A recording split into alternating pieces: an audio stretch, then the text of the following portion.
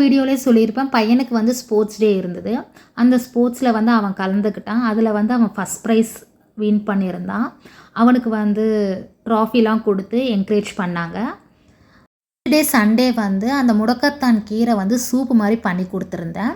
அதுக்கப்புறம் பசங்க ஷூலாம் ரொம்ப டர்ட்டியாக இருந்தது, அதெல்லாம் வாஷ் பண்ணிவிட்டு பப்பாயாவும் இருந்தது. பசங்களுக்கு வந்து மார்னிங் வந்து பப்பாயாவும் கட் பண்ணி கொடுத்துருந்தேன். அதே மாதிரி கெலாக்ஸ் வந்து பாலில் போட்டு கொடுத்துருந்தேன்.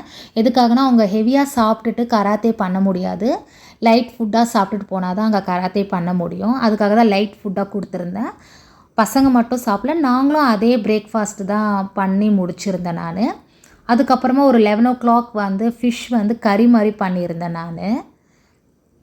கறிக்கு வந்து ரைஸ் வைக்கல, இடியாப்பம் தான் பண்ணியிருந்தேன்.